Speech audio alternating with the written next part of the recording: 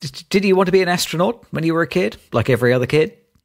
No, never, ever. Because you're joking. There's that thing about G-forces. I get sick on boats. I get sick in cars. No, absolutely not. Did you? Did you want to be an astronaut? I was determined. When I was 7 years old, I was determined that I was going to be an astronaut. Yeah.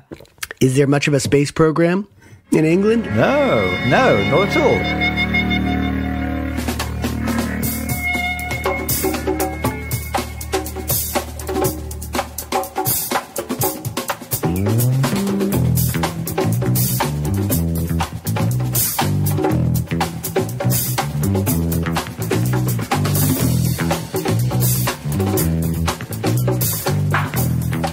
Welcome to Earth, everyone, and welcome to the Two Real Cinema Club. My name is Andres Lorente. And I am James Rosica. Every kind of episode on the Two Real Cinema Club, we watch two movies. We watch a new movie, we watch an old movie, and we compare A with B. And tonight we are going to the moon, which was, now am I right, that was the slogan for that Roaring Kitty movie, wasn't it? Dumb Money that we watched last year, To the Moon. And that's been echoing around my head. We're still fulfilling that promise this episode. And I guess we're not going to Mars. Yes, pointedly not going to Mars. We are watching people going to astronomical bodies tonight. We have watched Fly Me to the Moon, which is the new Apple feature film with Scarlett Johansson and Channing Tatum, which is on the sides of all the buses here in the UK, and we are comparing it to... Oh boy, I was going to say Mars One. No, Capricorn One. 1977 classic. Had you ever seen Capricorn One? No, I'm still very confused because I think I need to know that you and I off the pod perhaps talked about that I had seen a film about space landings that might not be legit, and I thought it was a 90s film, and then I started watching Capricorn One, and I realized, no, I've never seen this film. I've seen all of its stars. That it's one of those things where you put a team of stars together, and maybe they're weaker than they are as individuals. So yes, less than the sum of their parts. That's the expression, exactly. So no, I hadn't seen it, but I was happy to put it on, and we'll talk about that one. But we usually talk about the new film first. Talk about the new film, Fly Me to the Moon. 2004, directed by, now this is new to me, Greg Berlanti, who's done like a bunch of rom-coms, isn't that right? Quick correction first, 2024. I think you said 2004. Oh, did I? Oh, that's man. Okay. I'll change it with the magic of digital editing. We are ahead of our times, there's no doubt about that. But at the same time, we want to make sure that we're doing a new film to the other people out there listening to us. Greg Berlanti, looks like his credits are more as a writer, famously of Green Lantern. But Dawson's Creek, which was a big sort of teen drama here, probably there as well. I think it did exist on UK TV. I never watched it. I think it was a launching pad for, I want to say Michelle Williams and other actors of that era. Right, okay. It was a big hit. I've seen a couple episodes. Not my cup of tea as a middle-aged man, but if I were a younger guy, maybe I'd appreciate it more.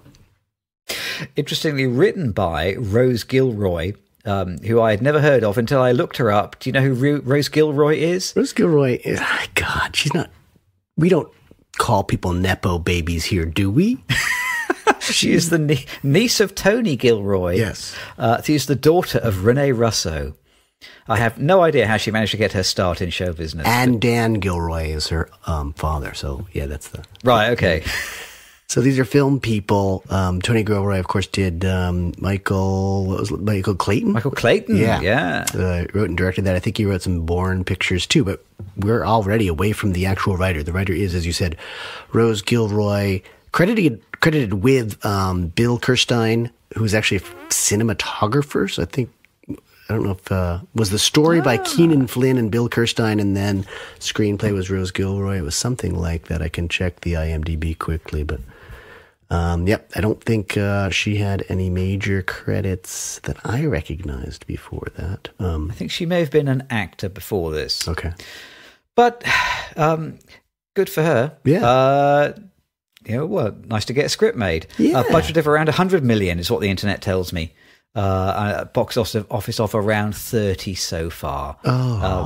But I don't think Apple is short of a few bob. No, and apparently it would go to the TV, I suppose, after the cinematic release. Yeah.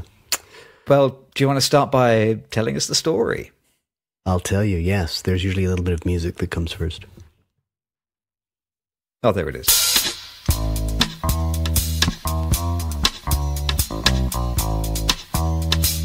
Okay, so Fly Me to the Moon features Scarlett Johansson as Kelly Jones, Channing Tatum as Cole Davis, and Woody Harrelson is there as Mo Burkus. It also features Ray Romano as Henry Smalls, an engineer at NASA, with where Channing Tatum is an engineer and astronaut, and Jim Rash as Lance Vespertine, a fairly flamboyant commercial director. We'll hear from him later. This opens on the moon. Pictures of the moon. This is where we want to go. We see Sputnik passing us in space. That's the satellite that the Russians had launched before the Americans got into space. We see Earth, and that is where the space race is happening. So we start in outer space.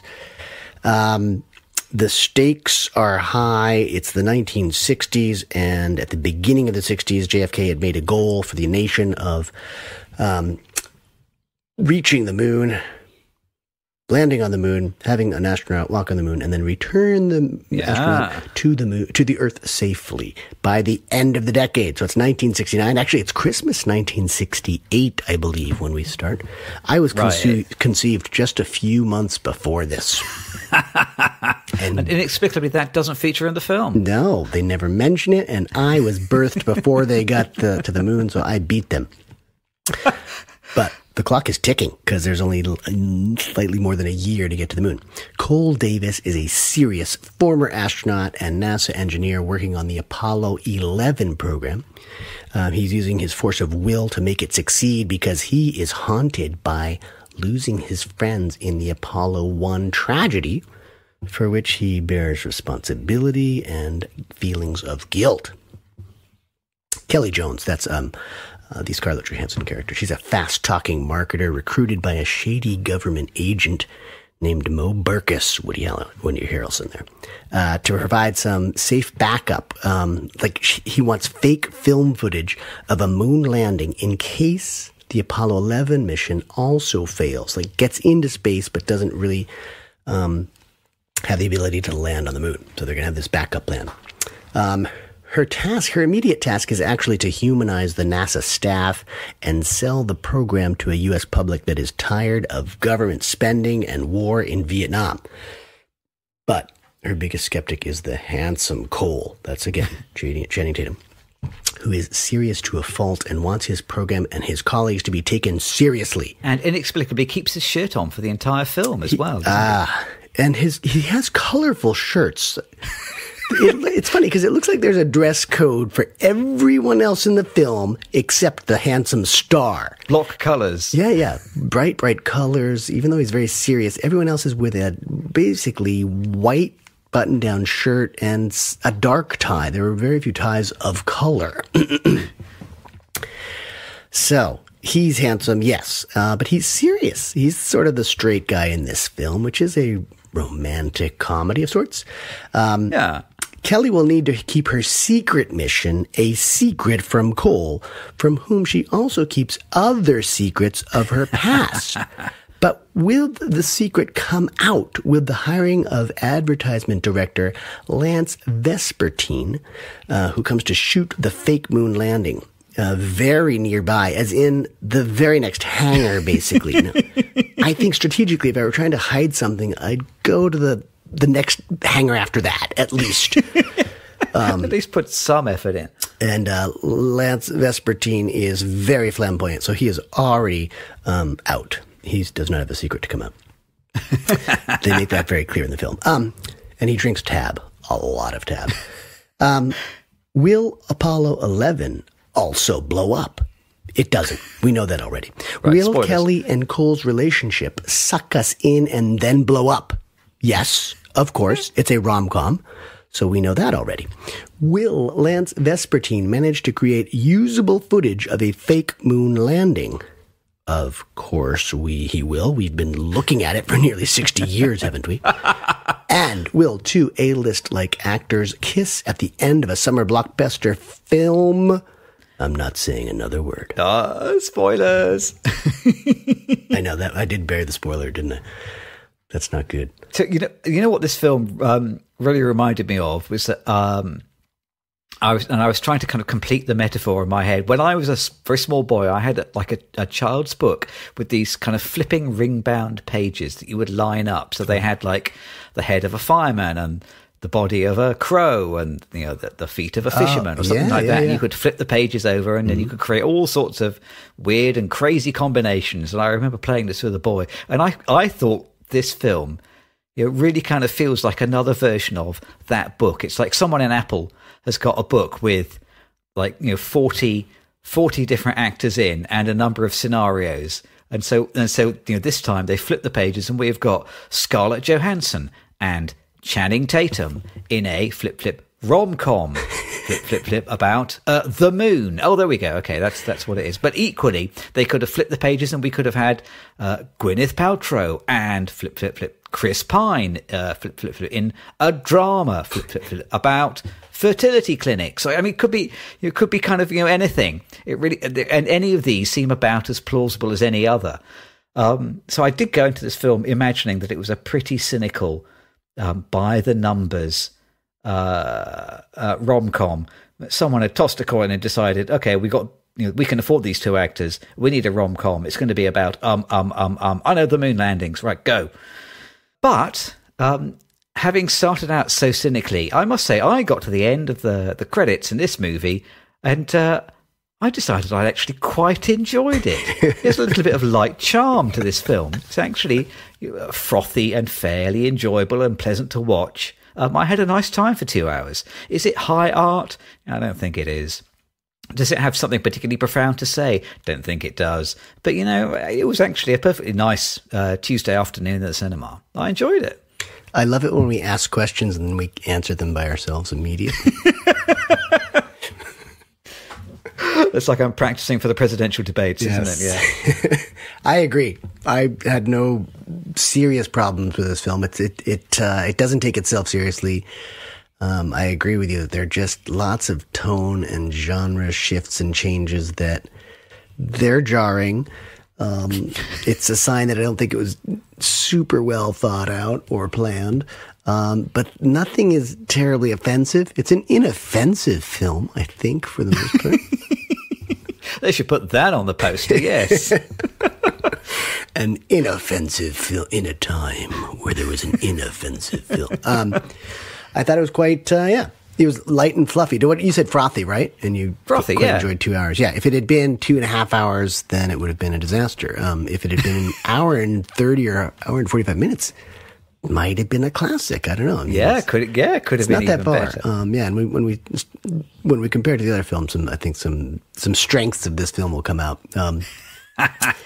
But high art, it ain't. You're right. I'm going to do my usual trick now of proving that I've learned my lesson and talk about the opening image. Oh, yeah. Because once again, I think the opening image of this film effectively tells you sort of everything you really need to know about the coming 2 hours, insofar as the opening image of this film is a collage, is it not? Yeah. I think this film starts with lots of images and some newspapers and some historical footage and some animations, all kind of collaged together.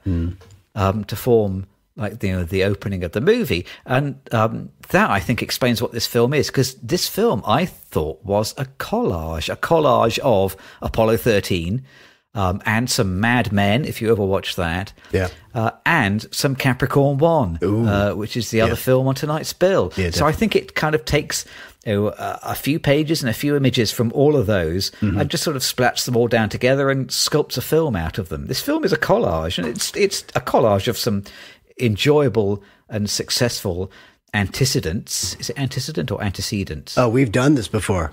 Have we? Yeah. You probably told me the correct answer, and I've already I forgotten. don't know. I'm going to go to pronunciation.com after this podcast. I think it's antecedents, but again, there are differences between our countries, and that's fine. I accept them.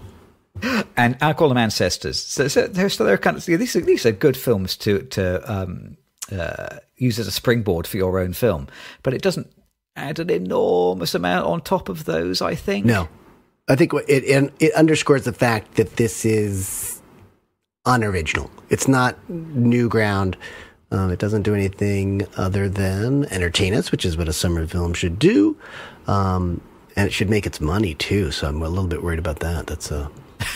They should be doing more money. But as you said, Apple can afford to lose a few bob, and then they'll have it on the streaming, and that'll attract people. I don't know how the whole systems work anymore. How does a $100 million film that does $30 million in the theaters actually make money? I can only assume that there is some clever kind of tax write-off, which means that the streaming services make money out of it somehow. Yeah, or laundering. Or better yet, it's a meta. It's like they never actually made the film, so they didn't even spend the $100 million in the first place. They just had some sort of AI generate 2 hours worth of video for us to watch, and it happened to work this time. Hey Siri, write me a screenplay. Yes. It's clear that Rose Gilroy has bought and read her screenwriting books, because it's pretty traditionally structured, isn't it? Oh yeah. I did note a couple of things. They have a meet cute in a restaurant, which is kind of a bit of a turning point for the film. That happens at exactly 10 minutes in. And the kind of the act breaks are all kind of fairly clearly delineated, aren't they? We have a middle section where there are allies and there are kind of enemies to defeat. Mm-hmm. And then there is a kind of an all is lost moment, and she initially refuses the call. We have all of these all of these beats. Yeah. They're kind of hitting the mark. It's a very traditionally structured script. Yeah. And there are some fairly traditional character journeys as well. I got to the end of the movie and I was thinking, well, this is effectively a dual protagonist movie. Yes. And each character has to have their own journey. What were the journeys? And they're not difficult to figure out. I'm a little bit more convinced by Kelly Jones's journey. She is Scarlett Johansson's character. She starts out someone who lies entirely, constantly. Her story is largely stolen from Mad Men, in fact. But she's somebody who is convincing and charismatic, and is a very good liar, and she lies about everything. And so her character journey is that she has to learn to tell the truth, and that is what she does at the start of the third act. And she comes clean to Cole, and then she has to undo some of the damage that her lies have caused and save the day. So her character journey fairly straightforward. Cole's character journey, well, I think it's that he's a bit of a hard ass, is he? I mean, he cannot relax, and he's way too sort of hypervigilant and too guilty and too worried and too exacting. And his character journey is that he has to kind of go with the flow and let go a little bit. But I must say, I personally wasn't at all convinced about the idea that a good character change for someone who is mission control for NASA is that they need to just let things go and stop concentrating on the details, because that's like the most important thing, isn't it? Yeah. So at the end of the movie, he demonstrates his character journey because he gets one of his engineers. Should we ring the spoiler bell? I'll ring the spoiler bell. Oh God, should have done it minutes ago. Yeah. I think. I've already blown it. Light years ago. I'll ring the spoiler bell. Here it is. So at the end of the movie, he has to get one of his engineers to install a completely untested TV camera that's used parts that have been cannibalized from a stolen Sony TV. And then the guy has to run up and install it on the capsule just before takeoff. And that's supposed to be like a really positive character moment for him. Whereas surely that is the opposite. That's an utter disaster for anybody whose responsibility is the safety of astronauts in the air and ground crew on the ground. And it's a bit of a strange character moment. It's a moment that has to happen for the sake of the story, but not for the real world. Yeah, and you're right. I think it's definitely a dual protagonist film by the end, certainly. But and it's one of these things where they each learn something or borrow something from the other. Cole basically learns how to lie in some ways from Kelly, or at least how to sell things, right? She's a seller, and they have to buy these senators' votes. And there's this compelling scene where he sits down with the senator, and God, I think he even invokes, it's snake oil stuff. He invokes God at that point, too, I believe, in order to get his vote to fund NASA. And then Kelly sort of learns from Cole how to take space seriously and how to pull off a moon landing, but she also sort of learns how to own up to the truth, tell the truth. So it's these sort of opposing arcs in some way, and they're on the journey together, and they learn something from each other. Yikes. I think, we talk about Hero's Journey a lot, and I think if you're a writer and you've studied those books, these films become a little painful because they're just so obvious that they're hitting these steps in this formula about how to write a story and how to write a script. I think for movie audiences, they sense it too because they always know what's going to happen. Because we've just seen these things again and again and again. So for me, the interesting films are the ones that, you might take that structure to begin with, but you got to break it and then do something different in order to really have any originality. So I think your earlier comment just about how they're borrowing so much from so many different films, I think is spot on. And as a result, it's a pleasant enough film and it rolls right by. You've got, pretty good big name actors in there to carry it, and they do a good job. But it's not earth shattering. It's not earth leaving. It's a space film that leaves us on Earth. That's good. I'm gonna rise to your science puns by pointing out another science parallel. So the film starts with a chemistry lesson, I suppose, insofar as Cole's first act on screen is that he's looking for a hydrogen leak. And he explains to one of the engineers, or one of the engineers explains to him something like, "Oh yeah, hydrogen. You can't see it and you can't smell it. How are we going to detect it?" It's like a little bit of high school chemistry tossed in there. But the thing I wrote in my notes here, by the end of the film, I personally felt that one of the big failings of the film is that it's a chemistry-free romance. Ooh. I personally did not detect a great deal of chemistry between Channing Tatum and Scarlett Johansson. I love that. Why didn't I get to that? That's fantastic. Yeah. And I do worry about the science lessons that we do get. I don't know how true that is, and I'm never going to be in that position where I have to put out a fire with a broom with lots of dangerous things that are about to explode all around me. But there's this, you get their moments of excellence to introduce both characters. She has this massive pitch to the Ford company on their release of their new Mustang that she's, talking them, she's basically charming them with her language and her deceit ultimately. And he's, showing how brave he is. And there's a lot of, as you said, fire kind of is in there at the beginning to introduce him.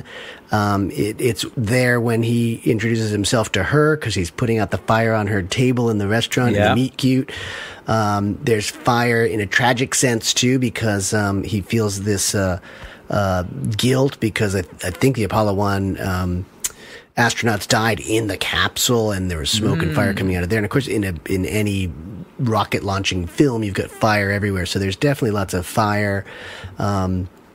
That serves, I guess, as a metaphor for romance or sexual interest sometimes. But you're right, the chemistry's not really there. The fire's not there. And for a rom-com, or I don't know if it's supposed to be a rom-com, but for this kind of film with a dual protagonist structure and these two A-list actors who have to come together at the end, there's not a whole lot of chemistry. I agree with you. And they seem like very different characters. The opposite attracts thing can sometimes work. It doesn't feel very electric here.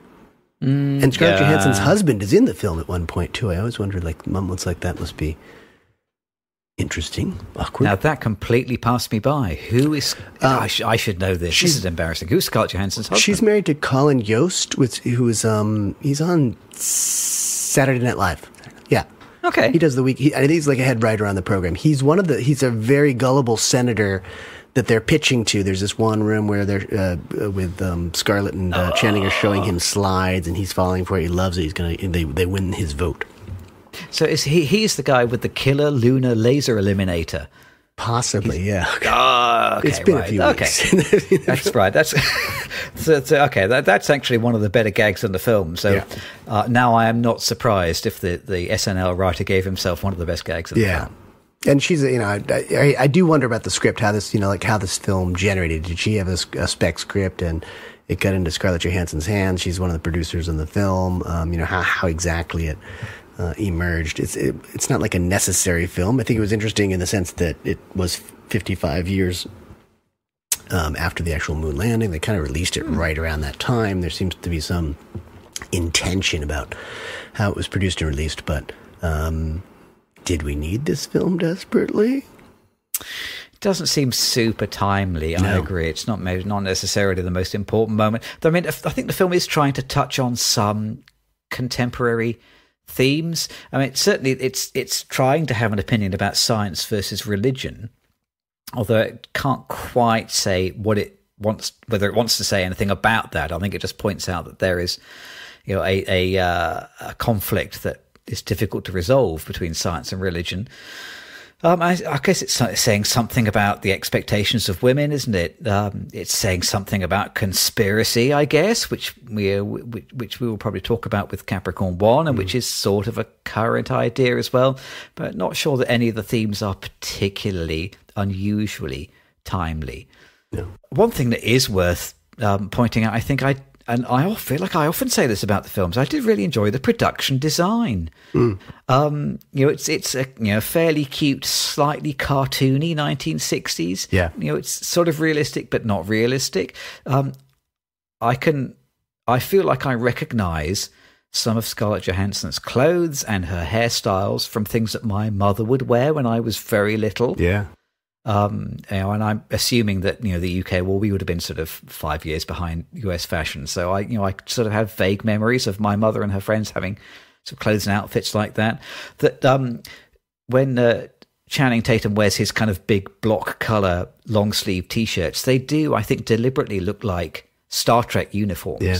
I think in one scene he's wearing a kind of sort of golden yellow long sleeve T-shirt, which I'm sure is supposed to make you think of Captain Kirk. Yeah. That is their intention. And it works. And it's another cute kind of 1960s reference. And just, the whole deal with the diners and the cars and the music and the way that the office is set up. I did rather enjoy all of that. Yep. And having been to the real Kennedy Space Center last year, it's interesting to note how, clearly a lot of this film was filmed with the cooperation of NASA. Some of it was filmed, at NASA, I think. And NASA still retains that kind of 1960s sort of semi-brutalist, functionalist, but also, kind of retro charming architecture, which informs the film. So I liked the look of the film, even though the look of the film isn't tremendously important for this story. I kept thinking of the rom-coms of the 60s with Rock Hudson and Doris Day, because I think that's what I think that's exactly what they were going for.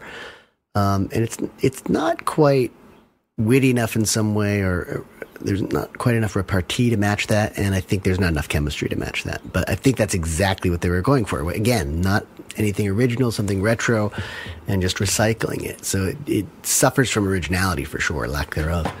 But I think that's exactly what they wanted. And I agree with you. It's a pretty good looking film for, it's a big rom-com. It seems like it's $100 million. It's a pretty big budget. It's a big rom-com, and I think it looks good. I think the kind of the scenes that herald the beginning of the third act, I think it's like the closing of the second act. I think when they have a proper rocket launch and everyone has a party and they celebrate, and those scenes of a Saturn V rocket taking off still inspire awe in me. And I think some of them will be real documentary footage. Some of them will be, I don't know whether they are CGI enhanced original footage or whether it's all new animation, or I don't know, but it looked fairly convincing. Yeah. It still kind of gives me the feels, those rocket launches. Have you ever seen a real rocket launch? No. I mean, on television, yes, of course. But okay. Yeah, never. It's one of my bucket list things, see a real rocket launch. These days, unfortunately, it'll probably have to be an Elon Musk rocket launch, won't it? Which carries its own slightly bitter aftertaste. Good. And before taste, too. Is that such a thing? Pre-taste? Pre-taste. Just the whole taste experience has been ruined. You can feel that little bit of vomit in your mouth before something happens.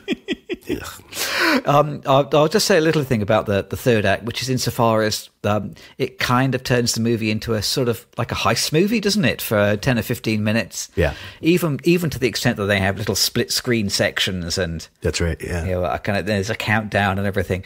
And I wrote in my notes "gilding the lily" for this section because I felt like, just coordinating a moon launch at all is nail-bitingly tense enough without you having to then layer a heist on top of it to make it more exciting to the cinema audience. It's cute what they're doing, and it kind of works, but it also slightly feels like paint on top of paint. Ooh, that's nice. Paint on top of paint. That's chemistry right there. The two paints have to work together somehow. A lot of chemicals.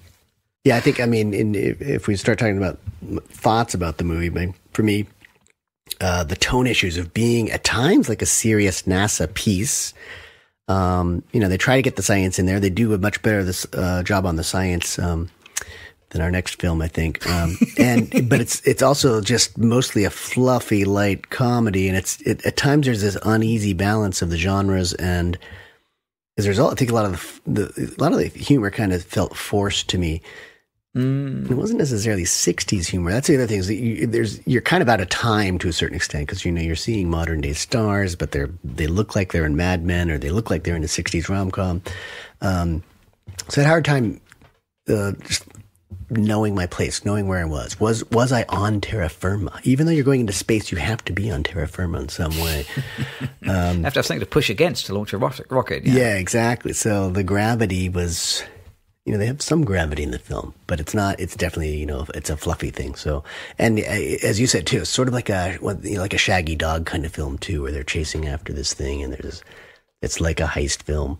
I think that it's the theme that came to me was it's all fake, but love is real. That's kind of what I was getting towards. Okay. And you're the film itself is fake, obviously, because they're taking a real incident, but they're putting their own characters into the historical elements, and that is, I think, hard to pull off as well. Inglourious Basterds kind of does it in a much more dismissive way of history. I think you've got the history there, but he's telling his own story. They're sort of telling a story that wasn't quite there, and it's a fake story, obviously. That I think that the moon landing didn't really happen.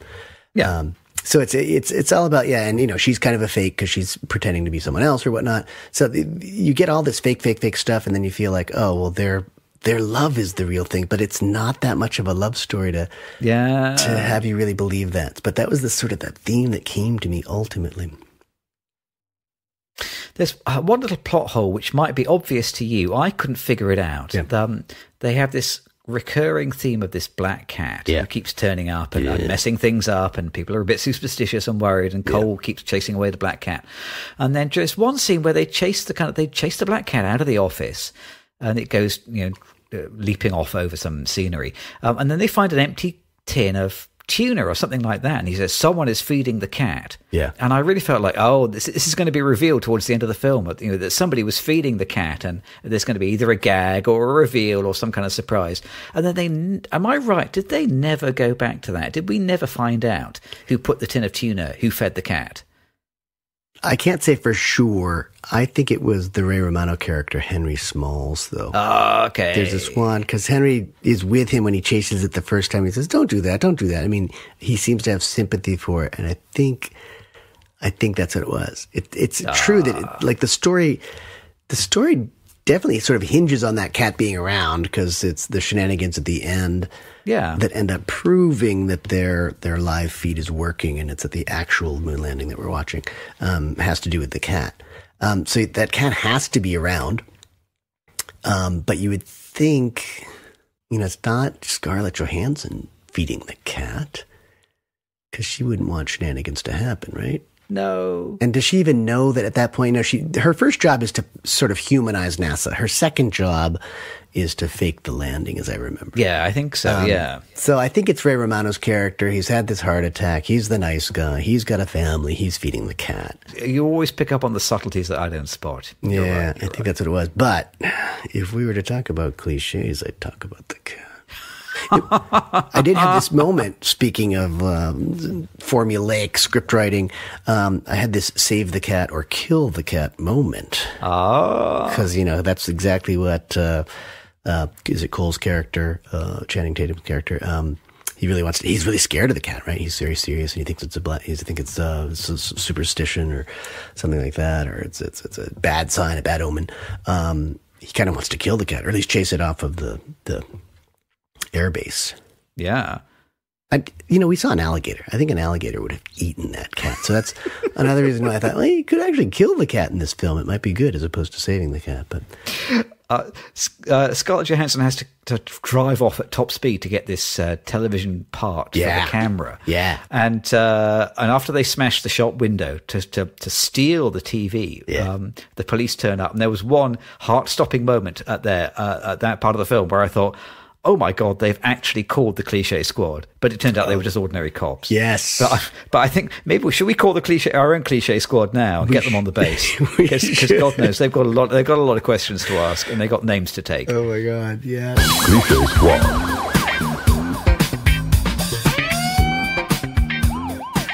I think that is very funny because, yes, there was a big cliche moment there. It was a beautiful cliche moment. And you're right. So meta. Like, that was the Cliche Squad coming.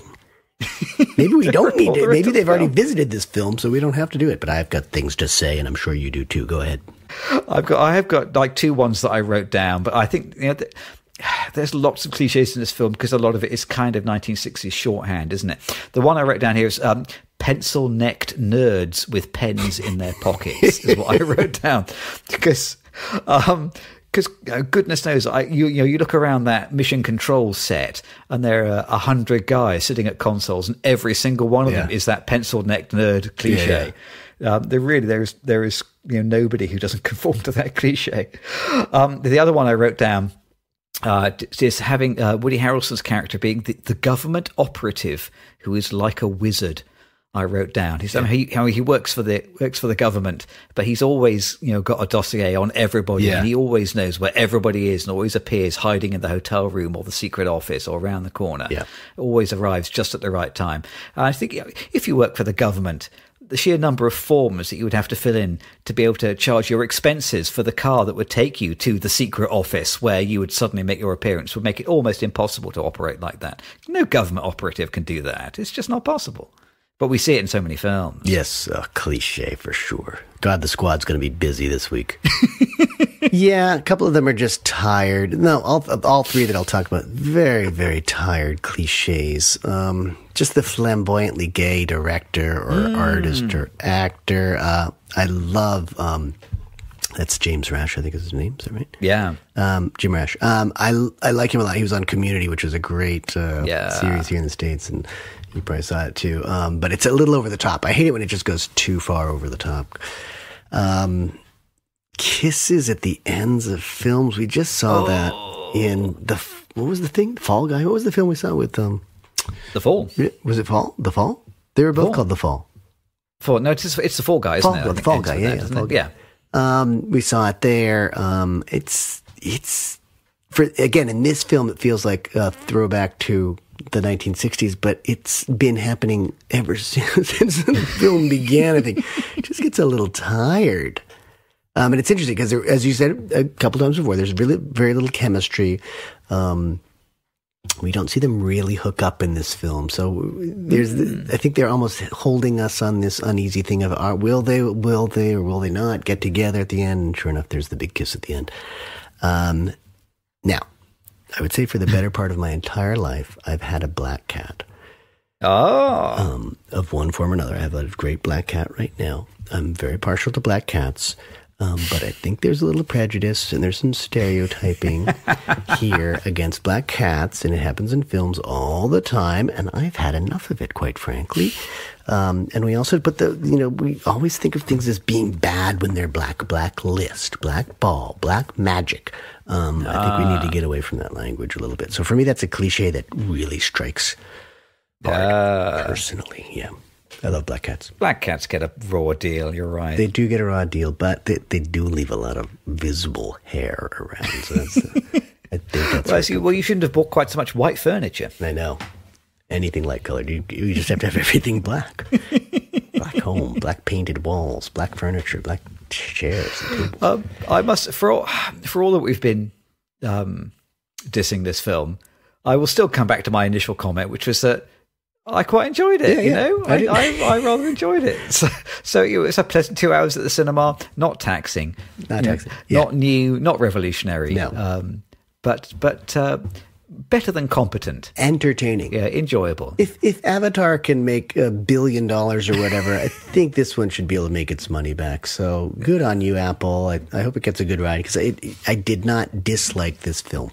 Clearly, Apple seems to have signed some sort of agreement with NASA, I think, because there's not just this, but there's also For All Mankind, isn't it? Which is like a big Apple TV series, which is all kind of filmed at and around NASA. Clearly, there's some kind of deal. I think one final comment I would have is that I think this film sort of succeeds at everything it wants to do. And that in itself is something of a failure because it ends up being a little bit too much of this and a little bit too much of that and a little bit not enough about something real, I guess.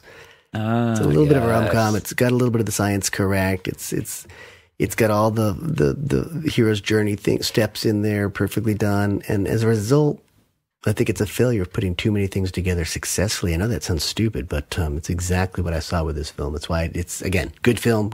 Go see it. You'll be entertained. It's not going to stay with you very long. It's not a great film. Yeah.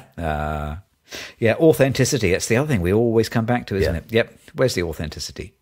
Well, shall we have a break? Yes. We'll both go and get a tab. You too? I was feeling the same thing. For some reason, I wanted to go get a tab. 0 calories. Weird that. How does that happen? And then we will come back and we will return to the 1970s for a different take on space fakery with Capricorn One. Yeah.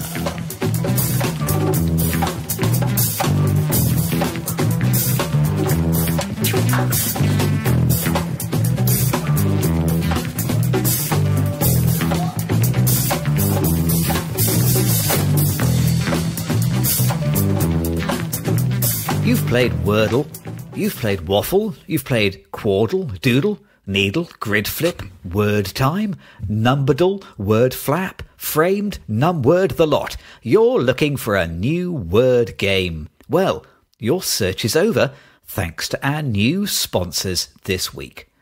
Word Number Grid Quad Math Word. Download the app or play online.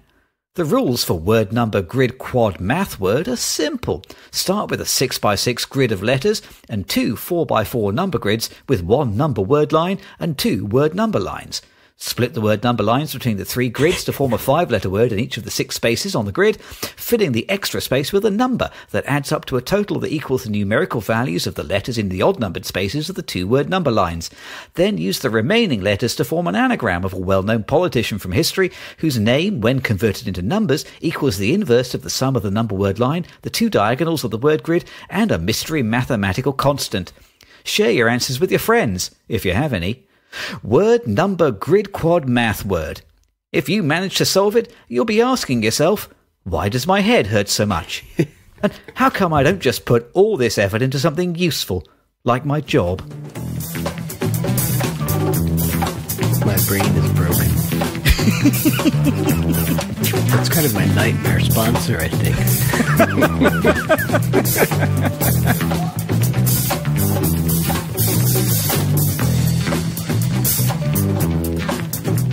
Welcome back, everyone. I'm on my second tab since the break. They got quite a kick, these tabs, actually, haven't they? Yes, and I'm thinking maybe we should have a tab sponsorship. That might give me some energy to do the word number, grid number math problem. Well, if you want to talk about soft drink product placement, this is the right film we've come to now. That's right. And there's a lot of product placement in the previous film, so boy. Yep. Space is money. That's what I've learned. Space is money. Space is money. And Capricorn One. Money in the bank with that cast. Tell me why. Do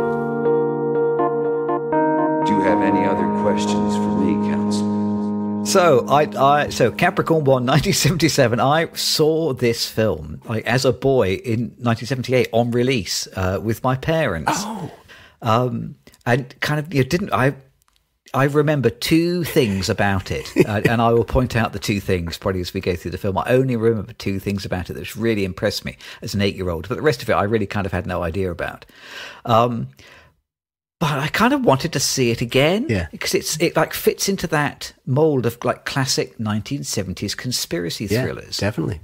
And it was fun to come and visit it again. I kind of don't think I realised what a stellar cast this film has, because it's got Elliot Gould, James Brolin. I watched this with Alice, my daughter, and I was saying that guy, he's the dad of Thanos, because he is, isn't he? James Brolin, I think, is the dad of Josh Brolin, who played Thanos in the Marvel movies. Yes. O.J. Simpson, Karen Black, Telly Savalas. I mean, even David Doyle, who I remember as a boy from Charlie's Angels. Yes, what a great 1970s cast in this film. They're not all working tremendously hard, but they're all up there on the screen. So good fun to see it again. Now, you said you hadn't seen it. I don't think so. I mean, I don't think this played in the theaters in the United States. I'm not even sure. Really? Wow. I was looking on IMDb. I couldn't see any gross, maybe it's before the days where they actually measured gross profits or whatnot. But I probably have seen part of it on television at one point, and maybe that's the thing that's sticking in my head from what I thought was the 1990s. But I don't remember. I definitely didn't see it in the theater, to my knowledge, and I don't think I'd seen the whole film. I may have seen. And it is a British film, isn't it? It's produced by Lou Grade. Exactly. So it may have had a British UK release and then gone to television in the United States.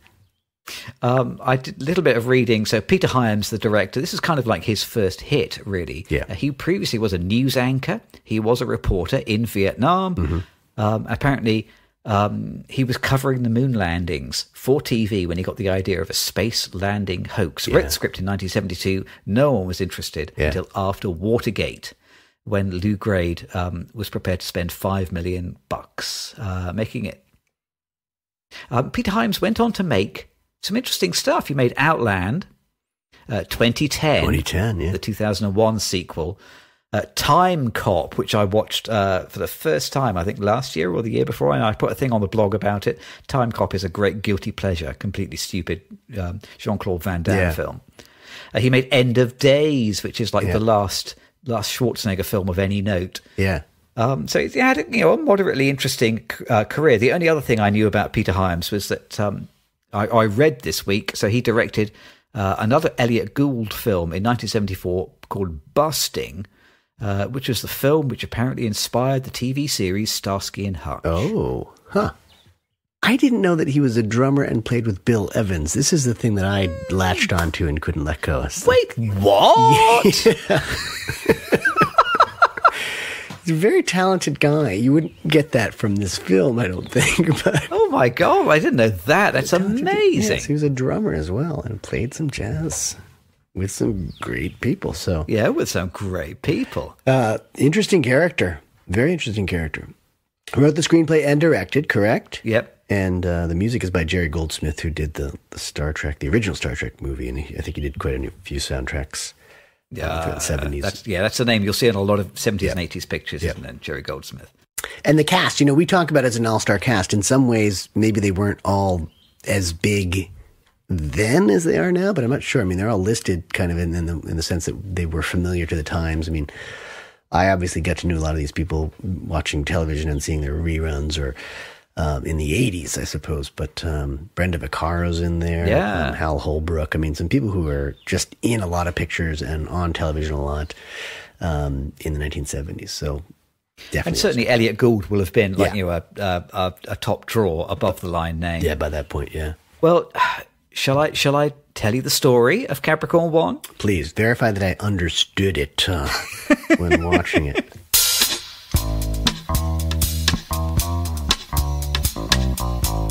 So, Capricorn One, conspiracy thriller. The year is 1977, probably, or thereabouts. Yeah. I think they never really specify. And the United States is about to launch a manned expedition to Mars. Elon Musk, eat your heart out. When? Minutes before blast off, a man in a suit with a microphone opens the capsule door and he tells the three astronauts inside, "There's no time to explain." One of my favorite bits of dialogue. "Come with me." And so he manages to persuade them in about 6 or 7 seconds to come with him down the steps. And as the rocket blasts off into space, the astronauts, they go in a bus and then a helicopter, and then they are flown by jet to a secret location where they are told that the mission couldn't possibly succeed because there was faulty equipment on board. But if NASA were to abort the mission, with the whole world watching, then that would mean the end of space exploration forever. So their only option, they are told, is to film a secret, fake Mars landing, hide the astronauts, and then clandestinely insert them back into the landing craft when it splashes down. So after a little blackmail, the astronauts go along with the plan. But when their unmanned ship, the ship they're supposed to be on, burns up on re-entry, suddenly they have a new problem. Everyone thinks that they are dead. Can one lone journalist, Elliot Gould, find the astronauts before they are murdered to keep the story straight? Damn right he can. Damn right he can. It's Elliot Gould. Can he? But not without the help of Telly Savalas. Oh. I will quickly talk about the opening image. Yeah. But then I'm very interested to hear what you've thought about this film that I vaguely remember from my childhood. Do you remember the opening image from Capricorn One? I think I've blocked it out. It's blackness, opens on blackness. Yeah. Surprise, surprise. And then basically it's a very slow fade up of dawn. Oh, yeah. With the rocket, just in front of the sun. Yeah, it looks beautiful. And then there's a lot of talking, right? Are they talking about the opening hours? They're sort of introducing the last exactly. Talk. Yep. So you've got like mission control or whatever explaining about how they're loading, they're fueling the rocket, and there'll be launching scene. I think that opening image basically summarizes what the film that you're about to see is, insofar as, like all conspiracy thrillers, I think Capricorn is largely, it's a film about dawning realization. And it's kind of about the shining of light into dark corners. Yeah. I think that is the theme that they are going with that opening image. And so, bearing that in mind, I think that was how I watched the rest of the movie. And it does fit in with that whole kind of 1970s conspiracy thriller kind of form. What do you think? I think the closing image, by comparison, is so bad, isn't it? I think Elliot Gould and James Brolin are jogging into the funeral, his own funeral at the end, and it's in slow motion, and I think it just freezes eventually on the two of them running at the camera. I watched this film with Alice, and she thought that closing shot with the slow-mo was absolutely hilarious. Yeah, it is funny. Stop laughing. I mean, why is Elliot Gould running? I mean, I could see the hero astronaut running to his wife who thinks she's dead. I mean, that would be great. Elliot Gould is a tag-along with a little, convertible, a little sports car that's been through hell and back. I don't know. Shouldn't happen. He's a journalist. But he's an A-lister. He's probably the biggest star in the film in some ways at that time. Trying to review the cast, see who's a bigger star. It's kind of painful to watch this film. It's got listeners beware. It has all the hallmarks. It's got what it needs, right? Yeah. Huge cast, a lot of people to see on a big screen. But it does so many things wrong. Like there's no exploration of what the months in solitude are like with these astronauts. We never see that part of the story. Really, we get a couple key moments. There are really too many characters that we're supposed to follow, and I think it makes some big mistakes along the way. It's so it doesn't get the science right, and it really doesn't get the personal stories right. So as a result, it's just and it's long, isn't it? It's 2:30. Was it 2 hours? 30 minutes? I think it's just over 2 hours. Okay, the version I watched. I think apparently there is a longer cut of about 2 hours 9 minutes. Oh, that's which right. is only available in Japan. Some weird thing like that. Yeah. But, that must be much better. Those lucky Japanese, they see the real version. There's something in there. It's it doesn't do the way I had just talked about the other film, sort of doing what it needed to do right. This film sort of does a lot of things wrong, I think, and I think that's its Achilles heel is just not exploring some really interesting things. They're sort of being sequestered in this hangar somewhere. But the only scene they're filming, both of these films just kind of focus on this one landing scene. That's all that matters. Whereas, you want to see the thing flying through space. You'd think that, both of these films get away without showing the astronauts in no gravity situations. That would be, they're tethered. When you do see them from Earth, it's only for their wives, I think. And they're in the capsule and they're totally tethered down. So it's just not believable because you haven't put the characters or the actors through any kind of journey whatsoever. And we never see them sort of eat crap food in a hangar somewhere, or really get their life stories from one another in utter like isolation and boredom. And I think you need a little bit of that. You don't dwell on that, of course, because it's not cinematic, but you have to have some of that. So I didn't believe their story. And then I guess it's kind of the midpoint when they have. It's right on the nose. The timing was perfect. I think they steal a plane. They've landed on Earth. They've been taken to this hangar. Again, hangars everywhere. Happens to be a plane with some keys, just ready to fire up and ignite and fly into a canyon and sort of crash land. And there's this moment where I think they should have stuck together. It was very clear that they were going to split up, and they go in three perfectly different directions. Yes. And I think it would have been more interesting to see them as a team at that point, because it's this team, but you really never see them doing much as a team. And I think it would have been more interesting to keep them together there. And that was another mistake. I just felt like there were a lot of missteps at every possible moment. And, you get this pretty exciting opening. And I love the fact that you pointed out that part about there's no time to explain.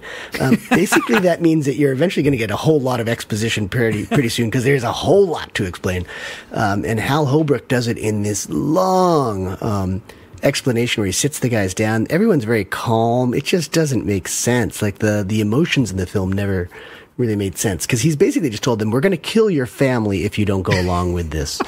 And they're a little bit upset. And then when they finally get back to Earth, I think they've been sequestered again, right? They're locked up in this room. It's one of my favorite moments in the film was that they decide to take action and escape, and then OJ jumps up, goes to the door, and it's locked, and then that's enough to shut them down. Oh, door's locked. We can't escape. Kick the damn door down. You're a fantastic football player. So it's just, I think it misses at every possible moment that it can succeed, and as a result, it's 70s fluff. It's a different kind of fluff from the first film, I think, and it's just I don't think it's particularly well written. The dialogue's really quite canned, and the performances are not really good.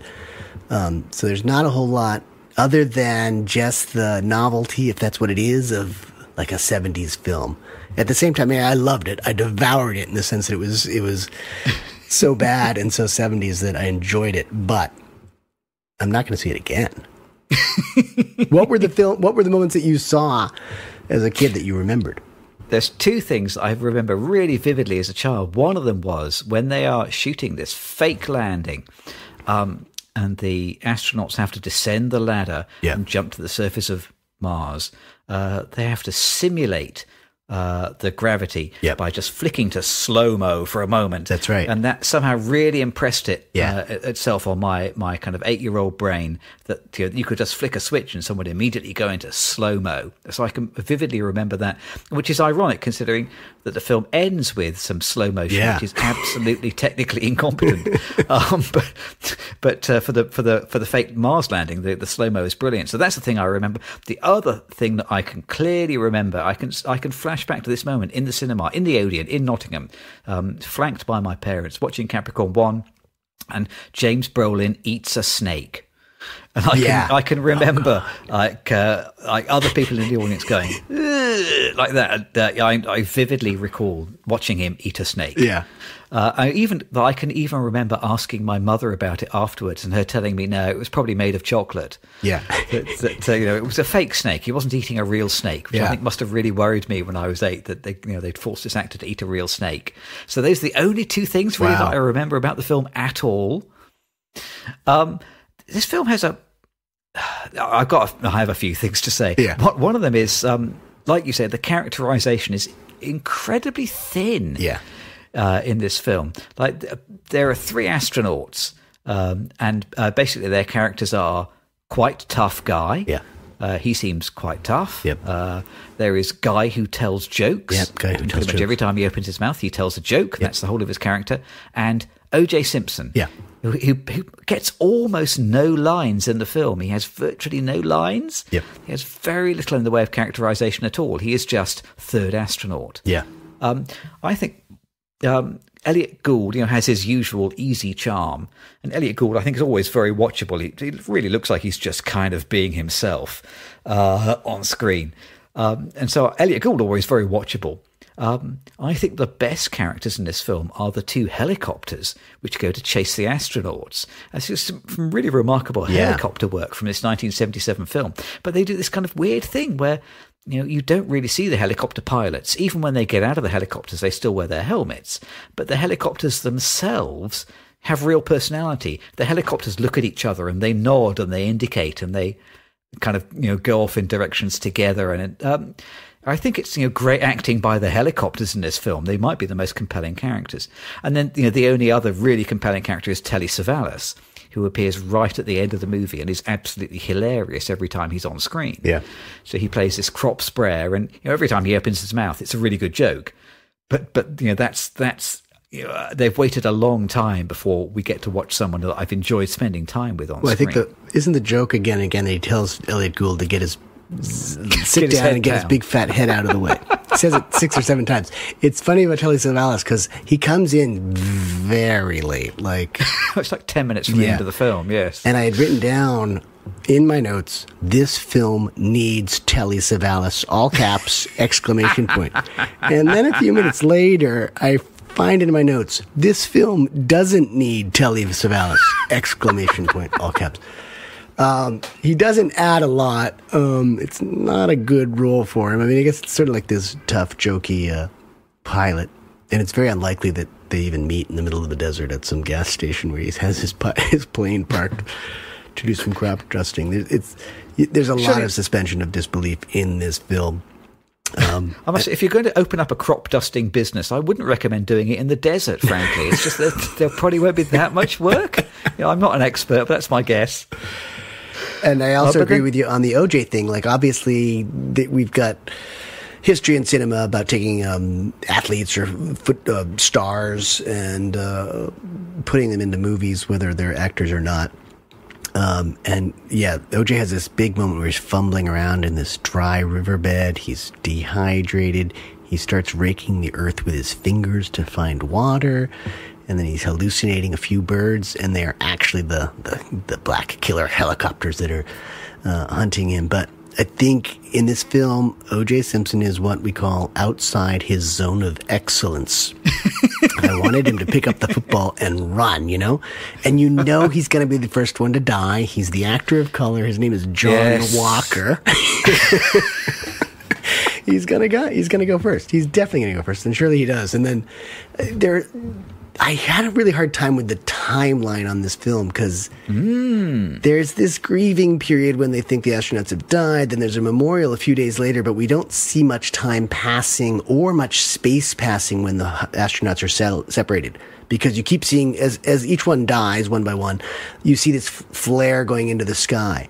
And they've covered, I don't know, maybe a half mile or something like that in the desert over the course of, we see one night in the desert, so it's at least one night. But in the lives of James Brolin, Brubaker's wife, played by Brenda Vaccaro, it looks like it's been a week or something like that. Yeah. And so time and space doesn't even remotely add up. And I think that, it's just... he's got his story, he wants to tell it, but you've got to tell it in a way that it unfolds, I think, kind of organically, and it doesn't really do that very well. And I do want to talk about the snake, because I had written, as I was watching, that this was the overnight scene. I think he's about to sleep in that cave, or he's woken up in the dust at one moment, too. He's just hiding in there from the helicopters, and as soon as I saw him in there, I said, there has to be a snake in there. And sure enough, a movie moment before I'd really finished that thought. The rattle. Just very, very reliable filmmaking. It seems like all the things that had to be in there were there. And then I was thinking, well, what about a scorpion? Why is there no scorpion? And sure enough, then there's a scorpion a few minutes later. But again, in terms of like accuracy, again, this is my medical question for you this week. Oh, yes. Brubaker, that's the James Brolin character, sort of the captain. He's super sweaty in the desert. And I don't think that's possible because his hydration options are very poor, right? I think you need water inside to see it. In order to sweat, outside. Yeah. So, they're all sweaty in this very, very dry desert. They haven't had any water. They each have like a small bottle of water, as I recall, because they split up the rations. And he's got the gun, too. But can he sweat in that situation? I don't think so. at one point he buries himself in sand, doesn't he, as well? Yeah. In order to escape the helicopter. So any sweat that he would have produced then would have been absorbed by the sand. Okay. So I'm assuming it's probably it's oil from the snake. That's what we're seeing. It's not real sweat at all. It's just oil. No, you mean it's snake oil. Snake oil, yeah. Surely that's the thing, isn't it? I mean, this film has I couldn't agree more. This is one of my top notes. This film has a really weird idea of time. Yeah. You commented already that they steal the jet and crash it in the desert at exactly the midpoint. It's 1 hour and 3 minutes in. And then from then on in, like the second half of the film is this kind of super slow-mo chase through the desert. But in the time it takes James Brolin to walk like half a mile, find a cave, eat a snake, in that same time, I made like a little list here. His wife has read a Dr. Seuss book to his children. One of the best scenes in the film, by the way. I think that's the best scene in the film. Which is, isn't it? Yes, actually, I agree. And then Elliot Gould has talked to his wife not once but twice. Yep. Elliot Gould has travelled to Flat Rock where someone has tried to shoot him. Yeah. He's gone back to visit the wife and watch some home movies. Then he's gone and talked to his editor, gone back home, been framed in a drugs bust, gone to prison, been bailed out, gone to find Karen Black, taken her car, gone to eventually discover this base 300 miles away from like the launch site. He finds this medallion. Then he finds the crop duster, and then he kind of bumps into James Brolin at the gas station. It's absolutely incredible, the sheer amount of stuff that Elliot Gould is able to do while James Brolin just walks a mile and eats a snake. It's just good investigative journalism, I think. That's what a guy does when there's a story to be told. I mean, it seems clear to me that the original script was about a moon landing. Because if you have these guys flying to the moon and back, it's a 6-day journey at most, isn't it? That's true. And then the movie kind of makes more sense. You lie low for 6 days and then you get reinserted into the capsule. Yeah. But for it to be a 220-day journey, you have no idea what they are spending all their time doing. For the other 219 days, we don't watch them. While they are presumably playing table tennis and and I don't know, learning how to steal jets in the desert. One of the things which makes it one of the most 70s movies ever is that there are not one but two plot points which depend on a medallion, that's tremendously 70s. Yeah. So not only does he use his medallion to prise the door off its hinges in order to escape from the base, but also it's Elliot Gould finding the medallion in the sand is what tips him off that he's on the right trail. That's isn't it? right. I think there should be more medallion-based plot points in these 70s movies. Really lean into it. That's my advice. Well, I'm glad I'm not the only one who had a hard time with the timeline. It just didn't match at all. It was but in a laughable way. I mean, it ends up being quite funny. Now that you've read all that back to me, I thought, oh yeah, all that happened. Elliot Gould's a hustler. You can cover the miles. Yeah, I think the thing about the Dr. Seuss scene, she's Brenda Vaccaro, Brubaker's wife, is reading, and I think we're supposed to think it's the day that he's been killed or returned to Earth, right? Yeah, I think so, yeah. So it's a heavy day. It's a very quiet moment, but it's shot very well in the sense that it's just a camera getting closer and closer to a woman reading a story to her child in bed. It's the best piece of acting. It's not his writing. It's Dr. Seuss. It's, the storytelling is not the story that we're hearing. And the storytelling is that moment of a grieving mother with her child. And that's the best. It's really the best thing. It's really unlikely, but it is the best scene in the film. You'd think that some of the action films or the blast offs or something else would be the best scene, but that is the best scene.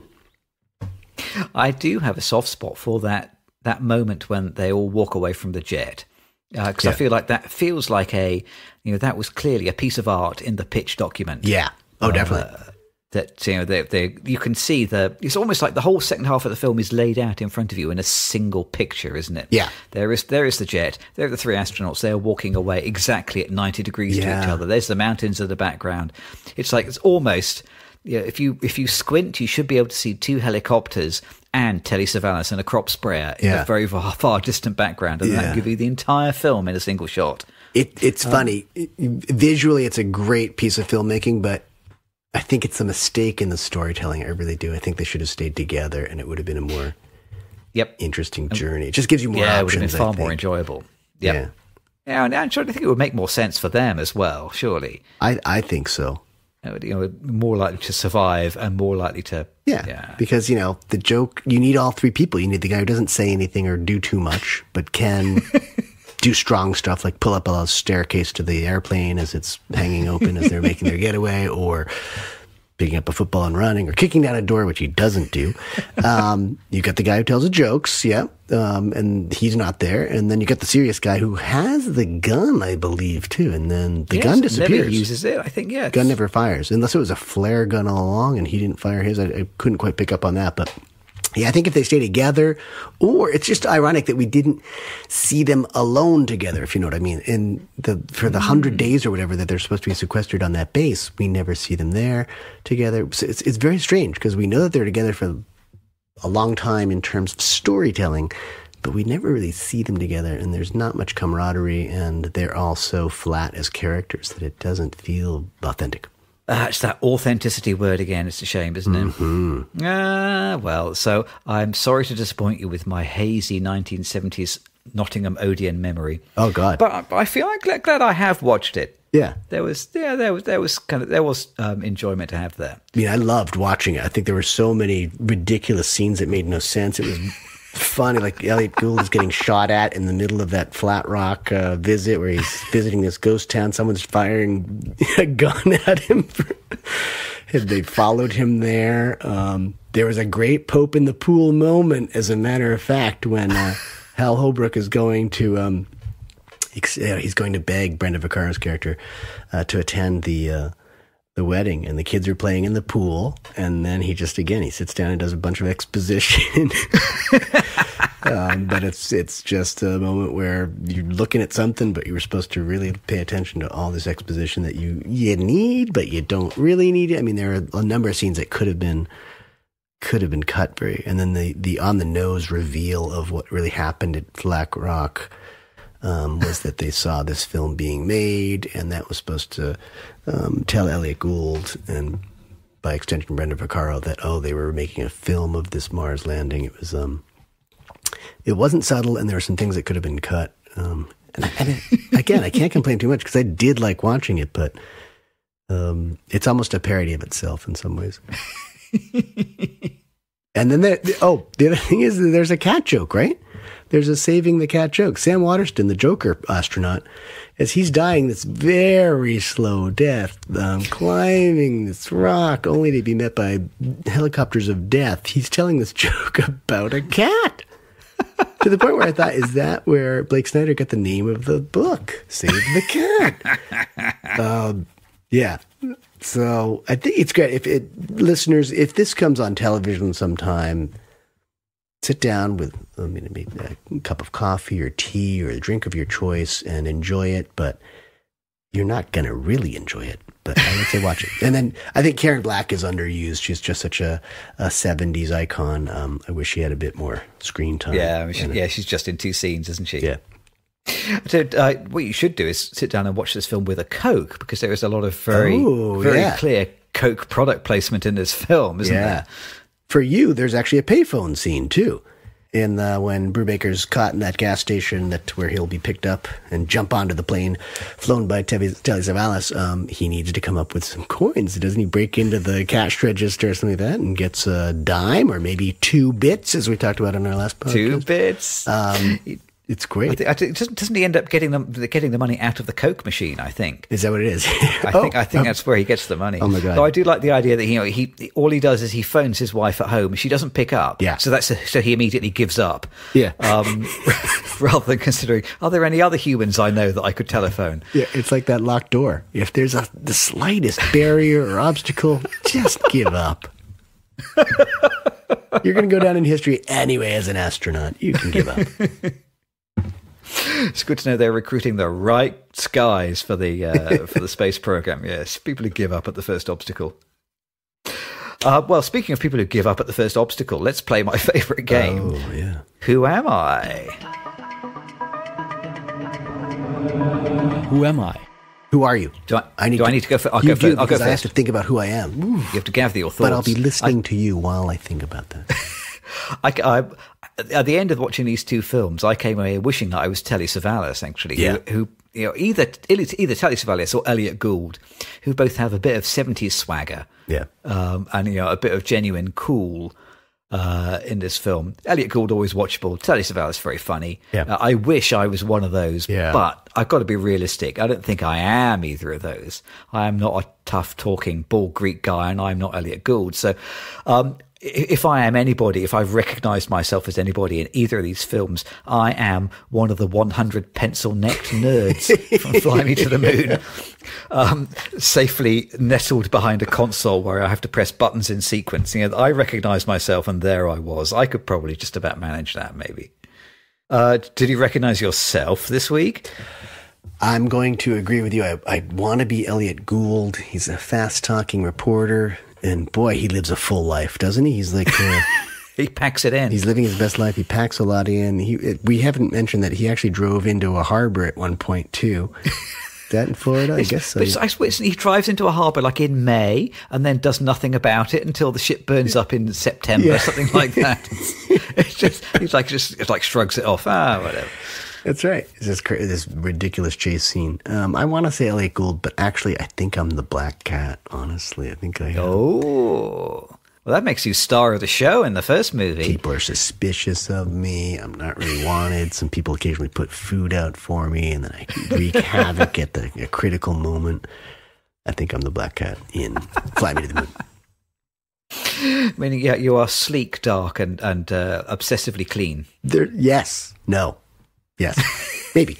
There's one thing that I do want to talk about quickly, because I think this was hilarious. When you said you were one of the hundreds of engineers in that film, I loved the moment where there's this young engineer in Capricorn One. His name's Elliot. Gets a little confusing because he's buddies with Elliot Gould, conveniently.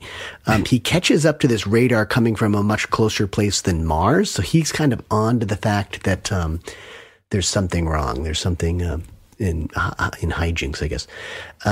And Hal Holbrook and the other big engineers at the space station, they don't do anything. They don't, explore it in any way. And I think it was a chance to make the cover up a little bit deeper. And I think, again, it was kind of a mistake in the screenwriting. But then Elliot does disappear. They disappear him eventually when he kind of complains a few too many times. And I just love the fact that they drape a sheet over his computer console. As if nothing happened whatsoever. And don't look under that sheet, everybody else. It's fine. It's just Elliot's gone, and there's a sheet over him like a dead body. It's just, oh God, it was wonderful. It was wonderful. And again, it's kind of an example of how unintentionally funny this film is in this script.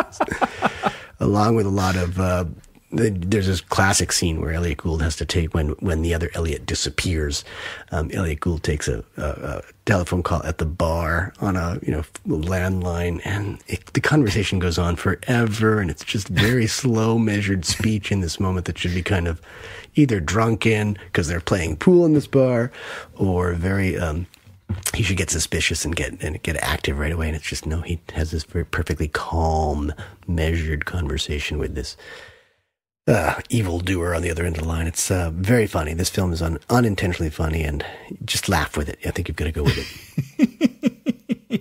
The sheet. Oh my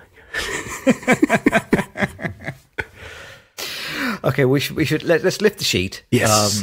And we'll do our synthesis. We'll try and draw these two films together. Do they have anything common? I wonder. I'm going to scratch my chin while I play the music.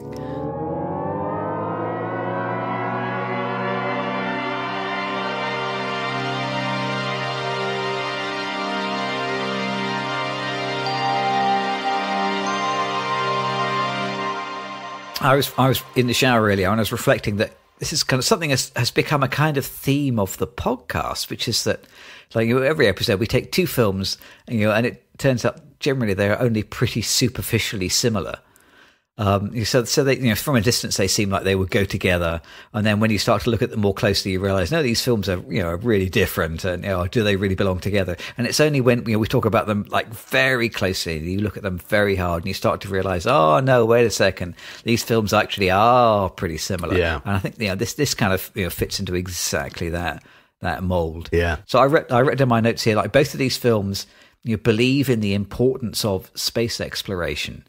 And they really believe in the integrity of astronauts. So neither of these films question the integrity of astronauts. These are kind of like the modern saints, the untouchable, virtuous figures.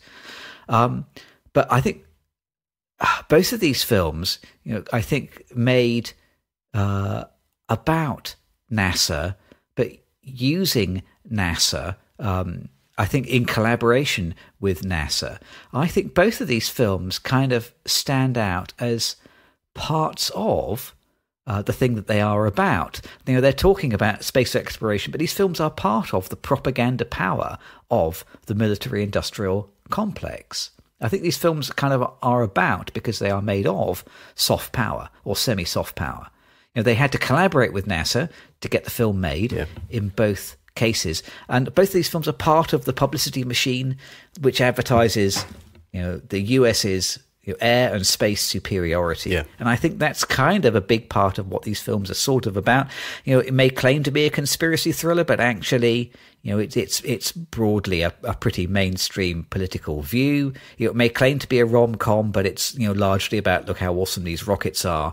I think both of these films, despite being different in theme and different in tone, are both part of they're both cogs in that big propaganda machine, I think, that is NASA. Yeah, sort of celebrating it on one hand, but also sort of questioning it, if not nearly undermining it at the same time, or just really criticizing it at the same time, I guess. Yeah, I believe that for sure. I think they both depend on stars as well. It's such a ragtag, odd gang in Capricorn One, but because there's so many recognizable names, the film got made, I assume. I don't know if it opened well or did very well. As I said, I don't even know if it played in the theaters here. Whereas, like Scarlett Johansson and Channing Tatum, it's sort of we have questioned the chemistry there, but this film, I think, depends on two fairly big stars, in part because it's a dual protagonist film as well, but it's a summer. This was the Barbenheimer weekend, I believe, last year, right? So it depends on some kind of opening that it probably didn't have, but the whole ethos of the film and its release was definitely based on two, I don't know if can we call them A-list? I think they're kind of A-list actors. I don't even know what I think they're probably, I think they probably are A-list. Yeah. Pretending to be romantically involved in the film. So I think they both depend on casts, and I think Scarlett Johansson and Channing Tatum do a pretty good job. It's just everything's so predictable, I guess. Like, he's definitely the straight man. He gets very few humorous lines, where she gets a lot of fast-talking comedy.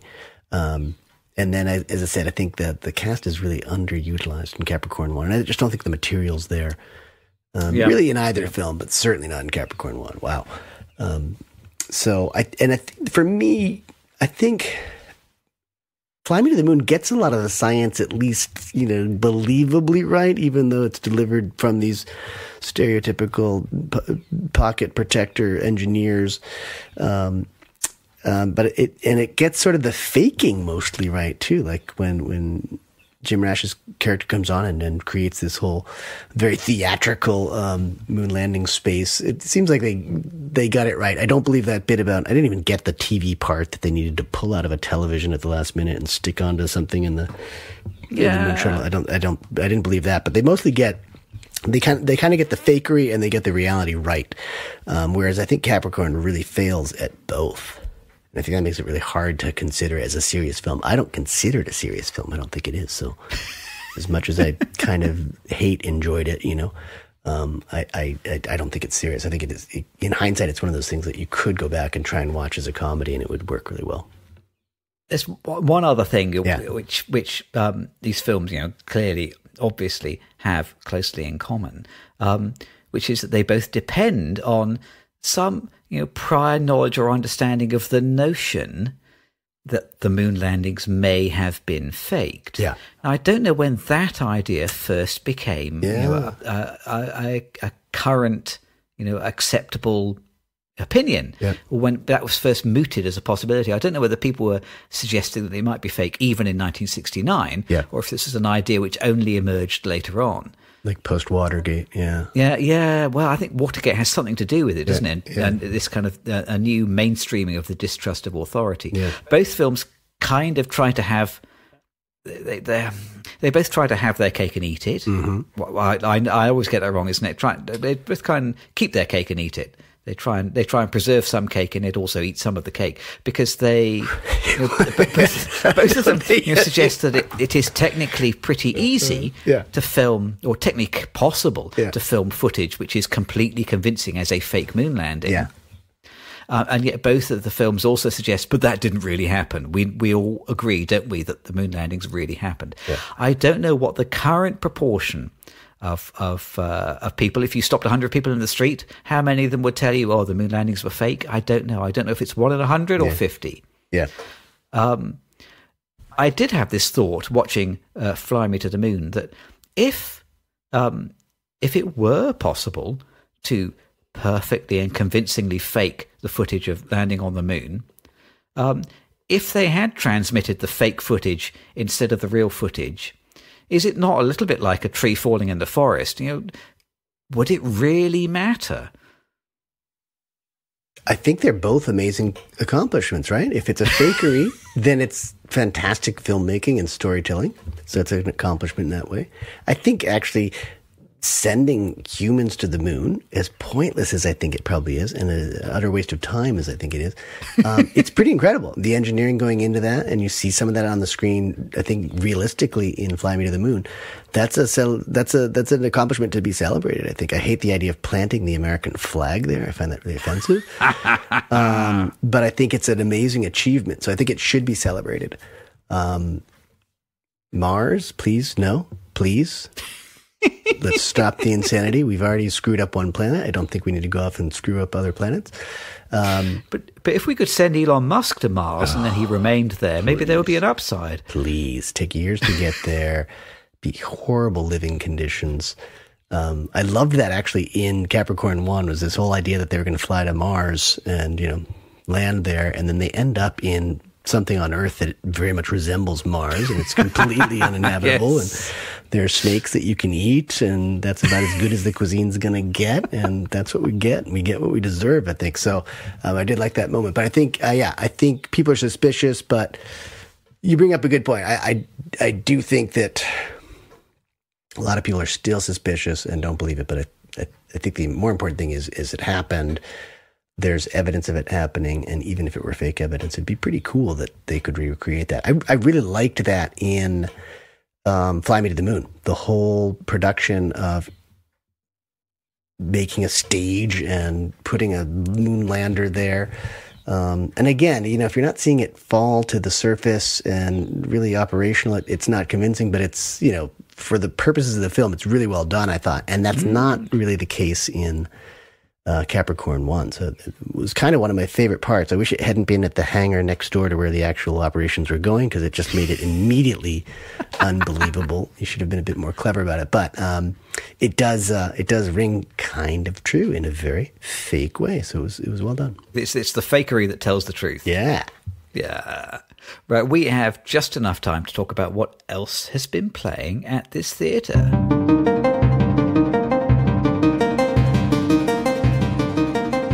Shall I go first? I always force myself to the front of the queue here. No, I'm butting in. Oh, go on then. Push me out the way. Speaking of destroying planets, I have been watching this thing. I think I probably mentioned this on the last one. I think I started watching it last time. So this is the only thing I've seen. No movies. Hope in the Water. Hope in the Water is a documentary series on public television here, exploring how we've caused a lot of problems with our oceans, but also really showing interesting innovations that will allow us to feed ourselves responsibly and sustainably using what we already have. So I just liked it because it shows the problem, shows solutions, and then it's over in 54 minutes. So there were 3 episodes. One was with Martha Stewart. One was with, is it Shailene Woodley? I forget her last name. Okay, right. Yeah. So they were hosting it. So they were actually very much involved in the the project. So they were actually, exploring some of these things. Shailene's a surfer, so she knows the purple urchins out in California. Martha Stewart actually has a house here in Maine where they're doing some kelp farming and oyster farming. So it's really very, very interesting. Is this not the same Martha Stewart that went to prison? Yes, I love Martha Stewart for that fact. She did her wrong, and then she did her time. Then she came back, got some plastic surgery, and she's been just a perfectly wonderful member of society ever since. I like the little plastic surgery detail inserted into the biog there. There's always a little barb in between the compliments. Her eyes are always smiling. She's got smiling eyes. Must be so tiring. I haven't watched anything nearly so worthy and enlightening. We were surfing around for something to watch as a family last weekend, and we settled on Erin Brockovich. Oh, yeah. The 2000 Steven Soderbergh movie. Yeah. I thought it was a 90s movie, but it's not. It's from the year 2000, Yeah, a little bit more recent than I expected. This millennium. One of the first films of the millennium. Julia Roberts, Albert Finney, Aaron Eckhart, who I completely forgotten was in it. Yeah. And it made, I had to look it up, it made over $250 million, $256 million. Whoa. And, I think Erin Brockovich, that film is a modern classic. Yeah, yeah. It is about so much. It's just so skillfully made and written. Yep. And while I was trying to explain to my children kind of why I liked it quite so much, because superficially it appears to have this straightforward A plot about it's a conspiracy thriller again about contaminated water, and it's a kind of courtroom or legal sort of thriller. But underneath that, really, it's all about the characters, and the characters are tremendously well written. Yeah. Erin Brockovich explains that she's been married and divorced like twice or something like that, and you can kind of see why. And she's a great character, but she's not all sweetness and nice, and she's a pretty challenging woman. Yeah. And then underneath all the character work, it says something about poverty and about women, and it has a lot to say, and it says it very skillfully. Definitely, yeah. I really think it's a terrific piece of work. It's a real achievement. Great picture. Good for you guys. So so it's nice to watch something that doesn't have superheroes or space cadets in it. We'll quickly to the socials. On Instagram, we are at Two Real Cinema Club. Read the blog, tworealcinemaclub.com, where I think I wrote something about that Jean-Claude Van Damme picture, Time Cop. Comment on our YouTube channel or email us. We love your emails at tworealcinemaclub@gmail.com. Next time, we are going to be watching Twisters of Oz. We are watching Twisters, the new wind-based thriller, and we will be comparing it to the other most famous twister in all of cinema, The Wizard of Oz. So Twisters of Oz. These titles just rewrite themselves, don't they? Twisters must be an advertisement for or product placement for wind energy. So, I thought you were going to tell me there's some kind of cheesy snack called Twisters. If there isn't, there should be. There is. Oh, there definitely is. There definitely must be. Yeah, and I might watch Wizard of Oz with the Pink Floyd soundtrack. I'm thinking about it, or I'll watch it twice. I've never tried that. I've got to try that. I forget if it's called definitely. Dark Side of the Oz or Pink Side of the Wizard or Pink of the Wizard. I don't know. Join us next time for Pink Side of the Wizard with a lot of wind. Thanks for joining us as always. We will see you next time. Live long and prosper.